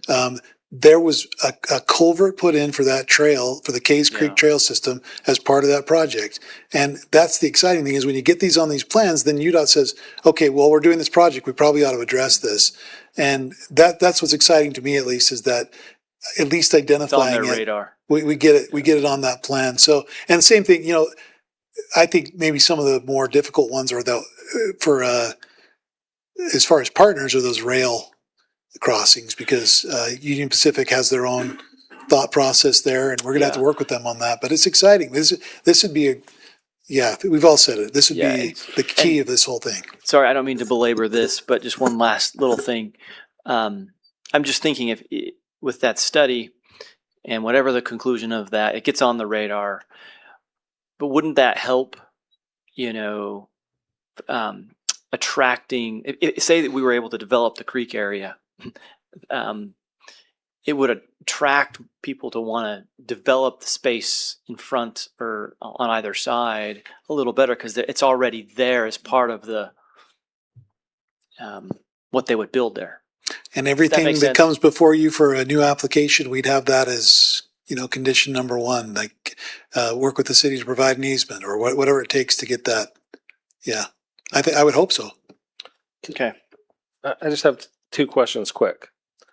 Could we put into the code that, I mean, I know we did this with the Galleria property where we asked them to develop this trail along it, but can we add that to code where we want them to help us develop this? I mean, I don't know sure what we can or can't do in regards to that, and maybe have an opinion on that. And the second is, can RDA dollars be used to develop trails? I'll answer. First one, then I'll let David, or the second question first is what I meant to say. Yeah, we can use, if they're within or benefit that redevelopment area, we can use those RDA dollars. I will also say there are community organizations that are chomping at the bit to put money towards this trail. Murray Rotary is one of those. They would love to put some money towards. I've hiked this trail with the Rotarians, where it would be. In other words, there's some places that are accessible and that are adjacent to public property you can get to. We haven't hiked on people's private property, but the good news is there are people that want to develop this.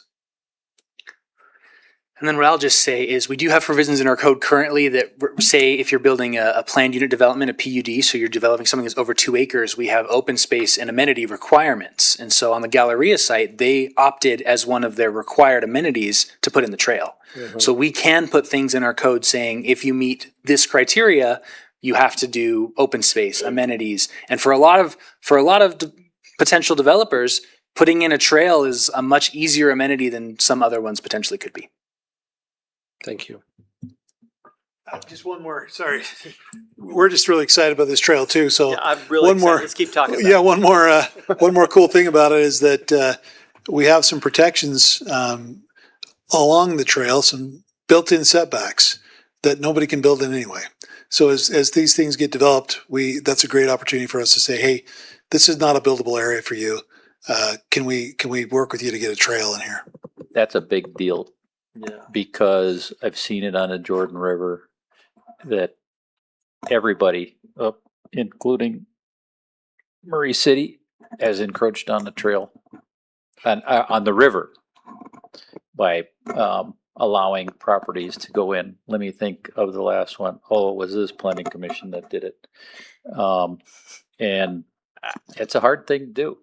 You know, it's my property and you can't tell me I can't build this close because the code says I can go up to this point. But there's been so much encroachment on the Jordan River that, you know, it's corridor that runs the length of the county and is exactly what we've been talking about, this corridor. And we've missed, the entire county and all the cities that have Jordan River in their cities have done just that. Hey, for whatever reason, they've not been able to protect the corridor the way it really should have been protected. It's a hard thing to do, but I think it's definitely worthwhile. Could I share maybe a few comments if we have time? I know we're going late. I'll try to be quick. Well, we've got another hour and a half. at least. We can Oh, go great. until 10 o'clock. I'll if try we not don't to bring go any that other long. agenda items. I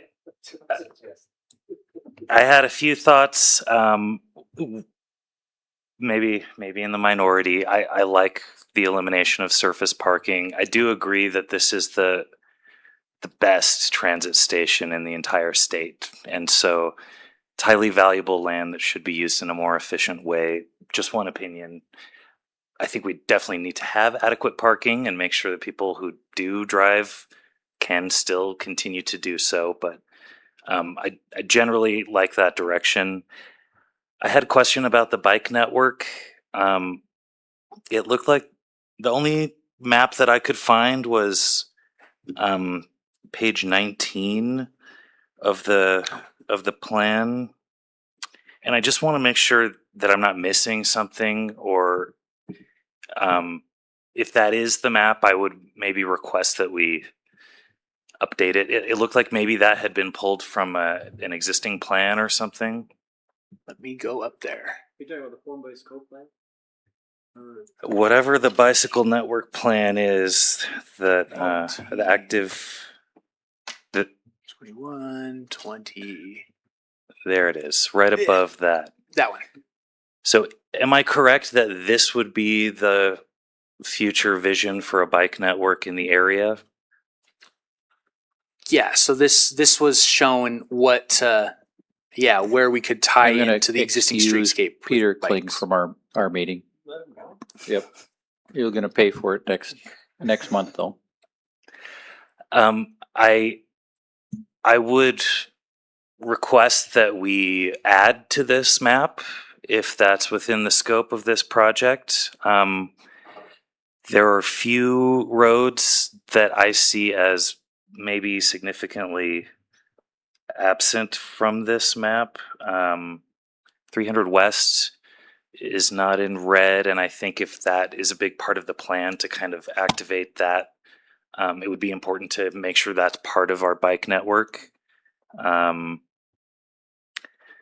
then the creek trails are not on this, and maybe that's a separate thing, but it also could be helpful if we're providing a active transportation network plan that it includes all of the new stuff that's proposed in this document as well.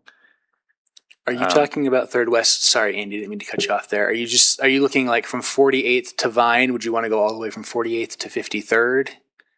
Did you have? I would prefer if every street had a bike lane, and I think it's important that we include that in the plans to make that happen. But however, you're the experts, and I would trust your judgment on that. 700 West. That might be on here. Yeah. Yep, 500, 700. Murray Boulevard is shown on the farthest left side there. I found on, I think it was the state, maybe the Wasatch Front Regional Council map, that there is a trail identified called the Spartan Boulevard Shared Use Path.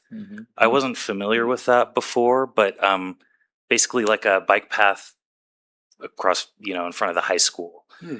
I think that's a great idea. It is apparently on our regional planning document. So I know bikes on 53rd is a kind of scary idea, but I think if done right, that could be really helpful connecting the high school to the rest of this plan, which includes a path up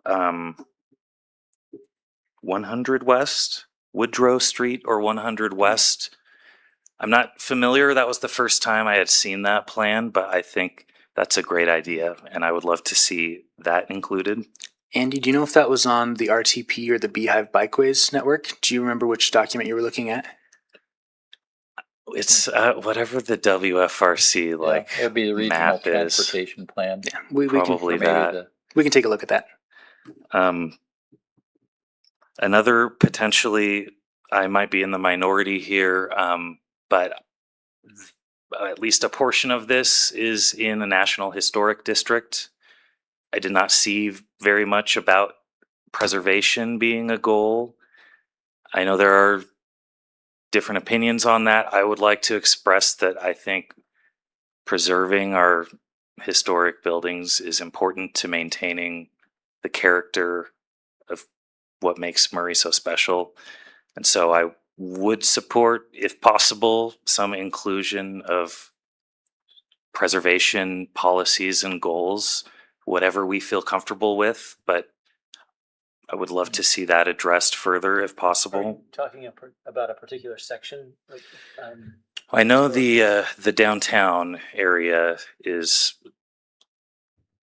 in a national district. I don't know how far or where the boundaries are, Public perception. but just a thought, something potentially that would be nice to include, and or even if the city's policy is to demolish all of the historic buildings, That's our it should at least be addressed and be included as part of the plan. I would personally prefer preservation. I did want to ask about the smelter site while you've got that up. Yeah. It seemed like back in the day when this overlay was created, it was pretty important not to have people living on it.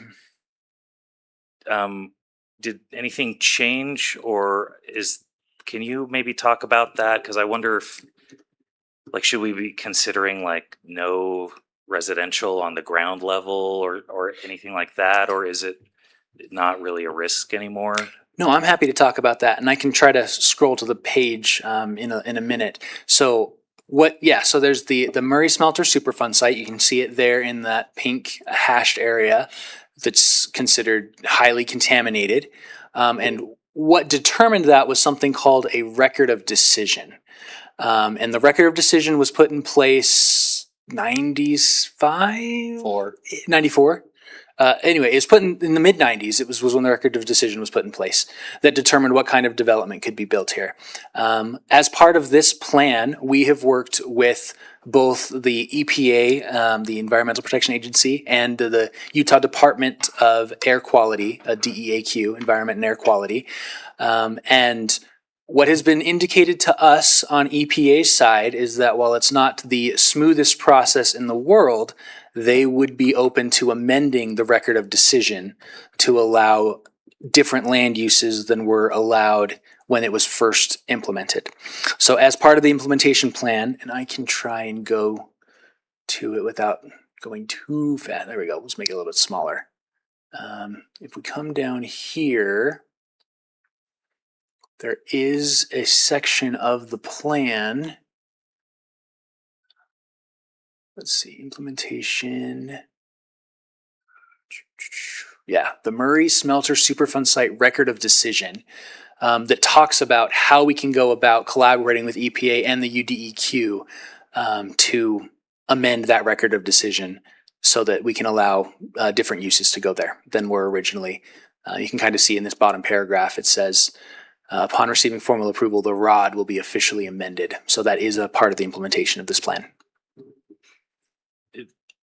Okay, I'm okay. That's not, I think it's a great plan, and we do need definitely more people living near the station.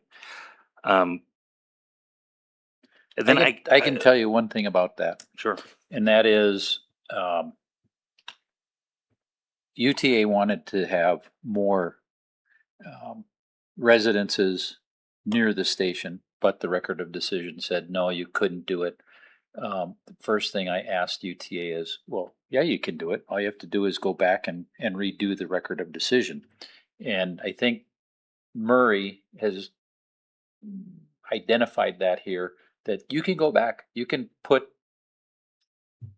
residentials on those sites. You just have to be more careful in how you do it.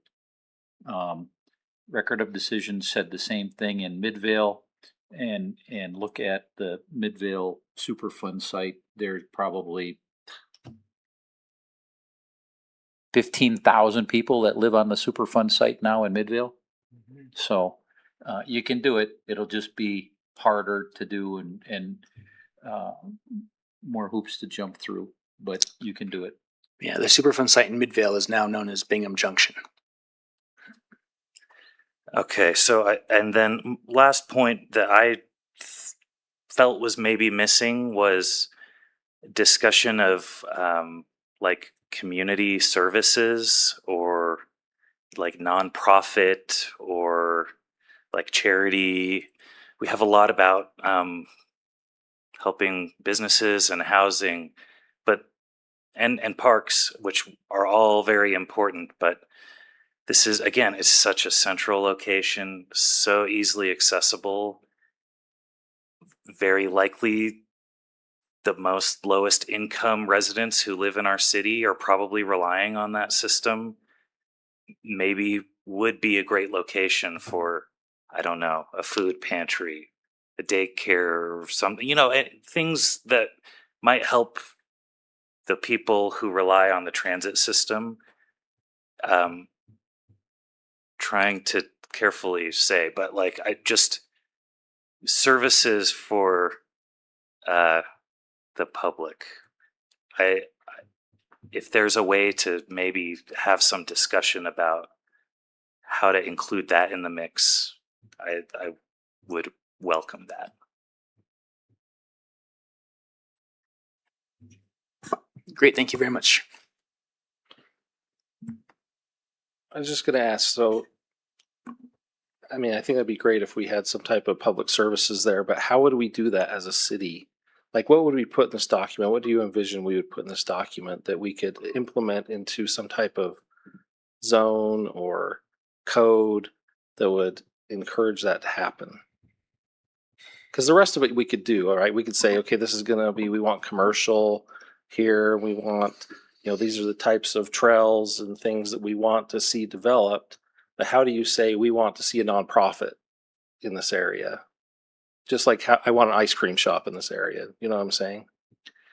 Well, that's like when I went on the 4th of July, they had like a list of like, what do we need more of in the city?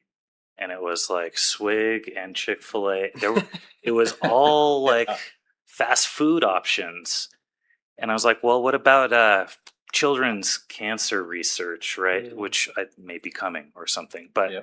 like, it felt to me like we have a lot of chicken nuggets, and this is setting our vision and our direction and the policy for the city. It goes into like even giving a percentage of how much land should be used for any given land use. And there was nothing in, I could maybe try to find the page, but I think just setting that as a goal, right? This informs the next steps. And then the next step, maybe the next time the RDA owns a site in this area and they're saying, okay, what does the city need to build here? Oh, let's look at the plan.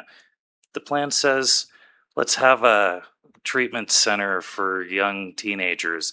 Okay, that could be a good idea. Let's look into that. And now that's something we can support. it's based on the plan. So I wouldn't know how to specifically like spell everything out, but I do think, you know, if we all agree, and maybe we don't, but that should be discussed to whatever degree we want it and included, and however the staff experts see fit. But I'm just thinking generally. No, I understand.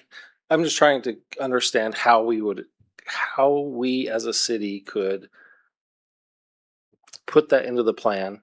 And I mean, these guys could probably do it because they're experts, but that we want to see a nonprofit or a cancer center or whatever, those are all great things.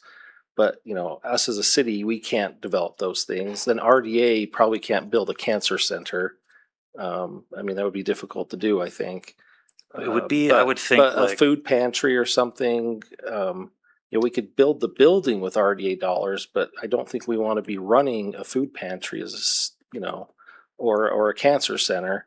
And so I think we'd have to just think about how we would word that in this document and how that could translate into us somehow enabling that to happen. every time a rezone comes through, it comes to this group and then the city council. And in order to be impartial on making that decision, we're not saying what we want the rezone to be. We're saying, does it comply with the master plan? Mhm. And so if anyone, not the city or the RD, even just a private person comes to the city and says, I want to build something, I want to put a homeless shelter here. It's not us. We're not, they just maybe bought the land and said, I want to put a shelter here. If it's in this plan, then we can look back and say, like, okay, this has been identified. That's probably a good spot for something. It's a really great transit location, and we'll support that rezone request. If it's not in here, they'll come in and we'll say, it's not allowed, and we haven't envisioned it. So that's maybe one example, or another, a conditional use permit, right? If it comes in and if we had something in there saying like, we want retail on this space, then we would look at the plan and we would then approve the request accordingly. So that would be maybe my thoughts on why it's important to list it, even if it's not something directly we can impose. And we will take every single thing you're saying and be prepared to have some type of a response by our next meeting, right? We'll take the time as we go through those things. And some of it may be that the next step is to adopt an ordinance that implements, right? So that's already in the plan that we'll adopt those ordinances, but that might be where that actual measure is included, is in a future rewrite of the mixed use ordinance like we've been talking about. So we're definitely, you're going to see responses in some form to all of your concerns that you're raising. And that response might be that we look at it and say, here's an approach, and again, you're making a recommendation to the council, so they'll take all that into account as well. Excuse me.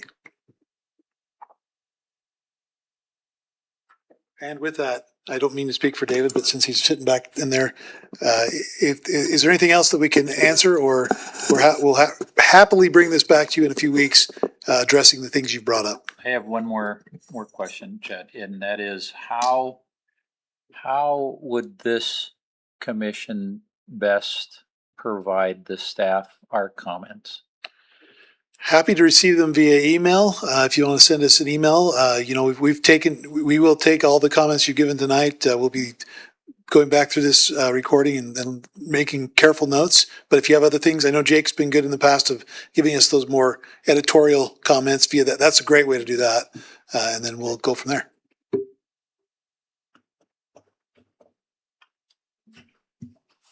Andy, you have other stuff? Those are all my comments. All right. Thank you. Thank you.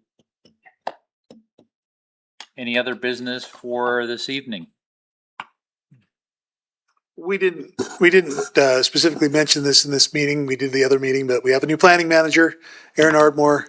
We're excited to have him here.